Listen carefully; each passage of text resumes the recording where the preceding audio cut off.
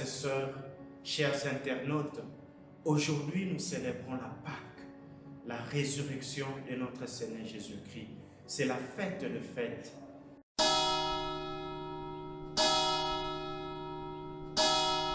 Il y a quelques jours, nous avions célébré la passion et la mort du Seigneur, durant lesquels nous avions découvert comment Jésus a eu à souffrir, comment il était abandonné, même par ses apôtres, qui avaient peur de subir le même sort que leur maître.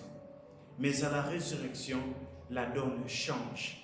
Même les peureux sont imbibés de courage et de zèle apostolique.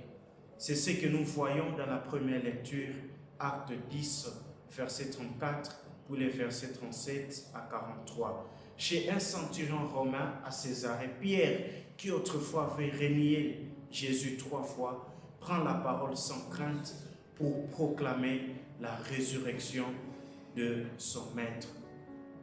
Cette résurrection vient donner sens à notre identité chrétienne parce qu'en vainquant la mort, Jésus nous montre la victoire de la vie sur la mort, la victoire du bien sur le mal ou la victoire du bien sur toutes les souffrances qui gangrènent notre être en tant que chrétien. L'évangile du jour, Jean 20, de 1 à 9, s'inscrit dans cette même logique. Le premier jour de la semaine, Marie-Madeleine se rend au tombeau de grand matin. Le texte sacré dit que c'était encore le ténèbre. C'est aussi la Pâque, ce passage des ténèbres à la lumière, ce passage des œuvres ténébreuses ou mauvaises aux œuvres bonnes. Voilà pourquoi Pierre et Jean ne vont pas hésiter d'effectuer la course vers l'idéal qui est le Christ. Nous savons bien que l'acte de courir n'est pas seulement un exercice physique. Derrière la course se cache très souvent la recherche de quelque chose que l'on considère plus essentiel ou plus indispensable. On court vers un but, vers un idéal. Pierre et Jean nous apprennent qu'à partir de la résurrection, l'idéal chrétien n'est plus en dehors de Jésus-Christ. C'est lui notre idéal, c'est vers lui que doivent tendre tous nos efforts quotidiens. Ainsi, nous ne passerons plus du temps dans la futilité, mais à la recherche des réalités d'en haut, à la recherche de Jésus.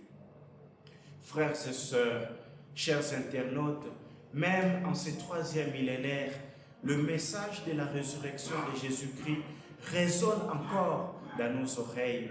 Aujourd'hui, bon nombre d'individus ont fait de la guerre leur but ou sinon leur idéal. Dans plusieurs coins de notre pays, la paix n'est devenue qu'une utopie. Les rivalités pour la recherche du succès, pour la recherche du pouvoir, constituent des idéaux pour l'homme de notre temps. La pauvreté et l'insécurité, quelquefois créées à dessein par quelques individus, dans lequel vivent la plupart des chrétiens, ne favorisent pas le climat de quiétude à laquelle nous invite la joie de Pâques et dont les chrétiens ont besoin. Comprenons donc que chacun de nous est appelé à être du côté de la résurrection, en se fixant pour but ultime, en se fixant pour idéal la rencontre avec Jésus. Ainsi, une fois rencontré le Christ ressuscité, nous ne serons plus cause de guerres et divisions dans nos différents milliers de vies, mais des artisans de victoire du bien sur le mal ou de victoire de l'amour sur la haine. Puisse Jésus-Christ nous donner la grâce de ressusciter avec lui afin que nous renoncions à Satan ainsi qu'à ses œuvres ténébreuses et vivions comme des fils des lumières qui agissent selon l'amour. Amen.